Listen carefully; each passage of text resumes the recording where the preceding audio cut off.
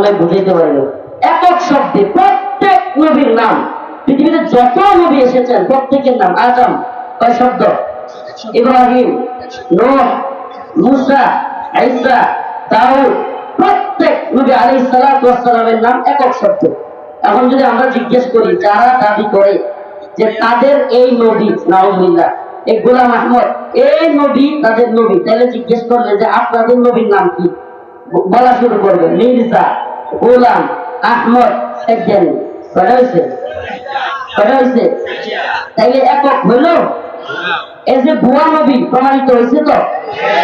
আল্লাহ পাক বলতেছেন মা কানা মুহাম্মাদুন আবা আহাদিন মির রিজালিকুম ওয়ালাকিন রাসূলুল্লাহ। রাসূল সাল্লাল্লাহু আলাইহি ওয়াসাল্লাম মুহাম্মদ তিনি কারো কোন পুত্র সন্তানের অর্থাৎ কোন পুরুষের পিতা নন। রাসূলুল্লাহ সাল্লাল্লাহু আলাইহি ওয়াসাল্লামের ঘর থেকে 4টা ছেলে হয়েছিল, 3জন খাদিজা রাদিয়াল্লাহু আনহার ঘর থেকে। এটা আপনারা যেহেতু তালিবুল ইলম অনেক আলেমরা এখানে উপস্থিত সবাই জানেন। 3জন হয়েছিল খাদিজা রাদিয়াল্লাহু আনহার ঘর থেকে, একজন মারিয়া কিপ্তিয়ার ঘর থেকে যার নাম ছিল ইব্রাহিম। খাদিজা রাদিয়াল্লাহু আনহার ঘর থেকে যারা হয়েছিল তাদের নাম কি ছিল? তাহের, তৈয়ব, কাসেম। 3জন ছিল।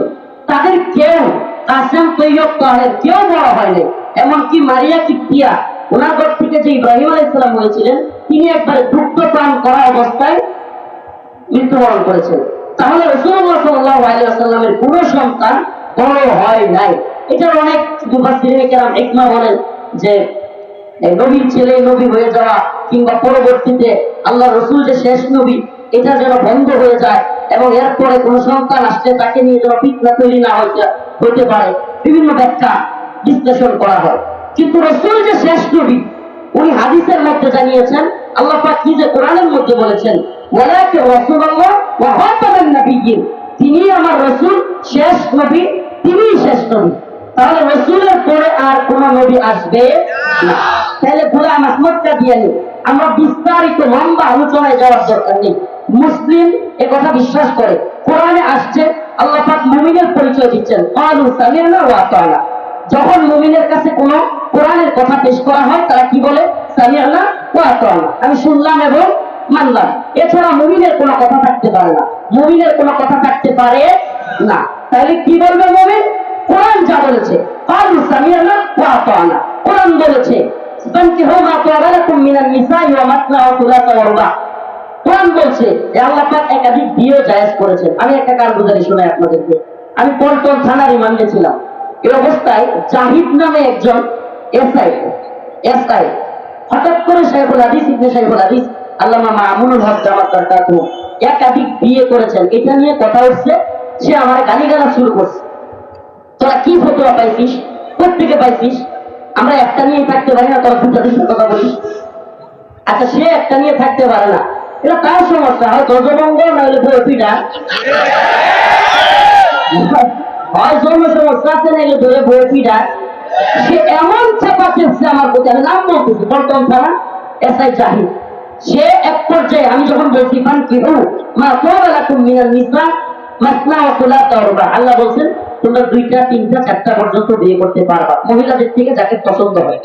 ওয়াইন সিকতুম আল্লাহ তাআদিলু, যদি তোমরা ভয় করো আল্লাহ তাআদিলু যে তোমরা ইনসাফ করতে পারবা না, তাহলে ফাওয়াহিদা, তাইলে একটা করো।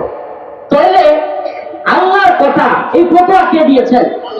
একাধিক বিয়ে করা যাবে ফতোয়া কে দিয়েছেন? ওই লোক আমি যখন আয়াতে কারিমা তিলাওয়াত করছি তখন আমার হুমকি দিতেছে, রাষ্ট্র ফতোয়া দিবি। আস্তাগফিরুল্লাহ। যদি কোনো ব্যক্তি কোরআনের আয়াত শোনার পরে বলে রাষ্ট্র ফতোয়া দিবি, তার ঈমান থাকবে? আল্লাহ যেখানে মুফতি, এই ফতোয়ার মুফতি কে? একাধিক বিয়ে করা যাবে এই ফতোয়ার মুফতি কে? আমি এই ওয়াজটা একাধিক বিয়ের নয়, বরং কথাটা হচ্ছে এটা যে কোরআন যা বলেছে এ ব্যাপারে কিলোকালবিহীন।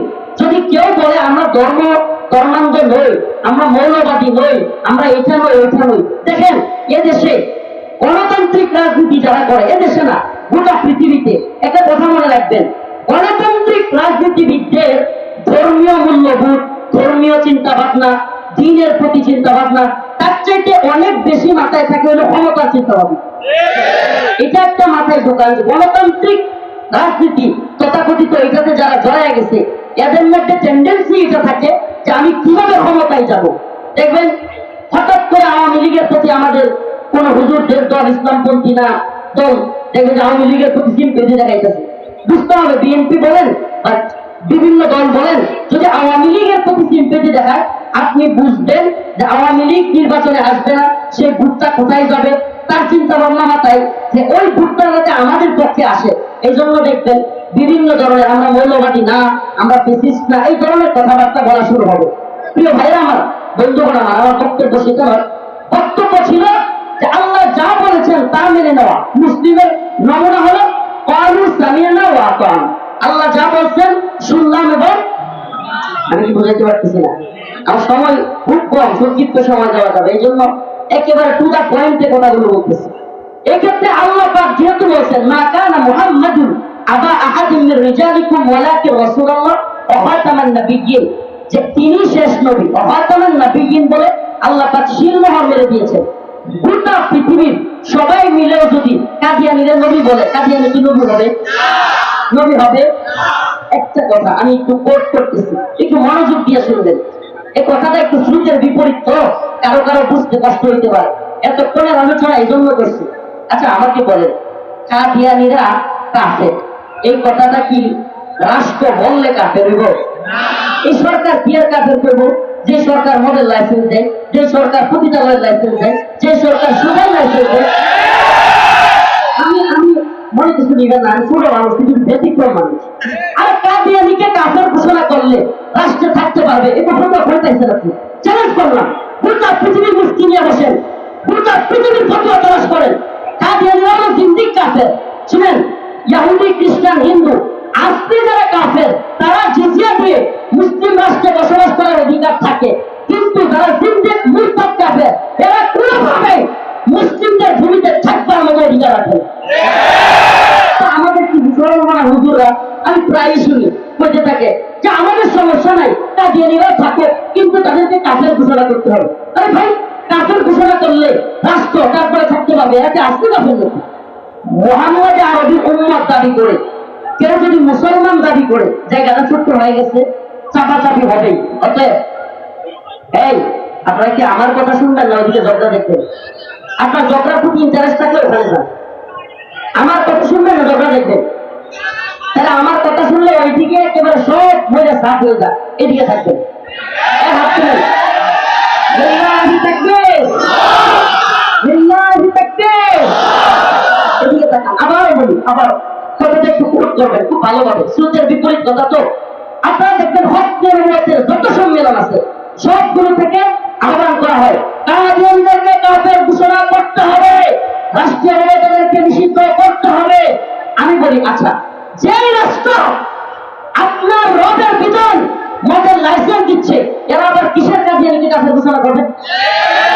যে রাষ্ট্র আপনার রবের বিধান পতিতালয় বেশ্যাগিরি এটার লাইসেন্স দিচ্ছে, এরা এ ভাই আপনি বলেন পশ্চিমারা কিংবা ইহুদিরা, পশ্চিম ইহুদি খ্রিস্টান, এই কাদিয়ানীদেরকে মদত দিচ্ছে কারা? আমাকে বলেন, এই কাদিয়ানীদেরকে মদত দেয় কারা? আপনারা জানেন কিনা কাদিয়ানীদের হেডকোয়ার্টার কোথায় জানেন? ইংল্যান্ড। মাশাআল্লাহ, কাদিয়ানীদের হেডকোয়ার্টার হলো ইংল্যান্ড, লন্ডনে। এদের অর্থায়ন কোথেকে আসে? কাদিয়ানীরা কখন আসলো? মির্জা গোলাম আহমদকে কখন মুসলিমদের বিরুদ্ধে দাঁড় করানো হলো? ইংরেজদের সাথে যখন ওলামায়ে দেওবন্দের একেবারে ফাইটিং মুহূর্ত, ইংরেজরা দেখলো আদর্শিক ভাবে মুসলমানদেরকে হারানো কোনোভাবে সম্ভবই না।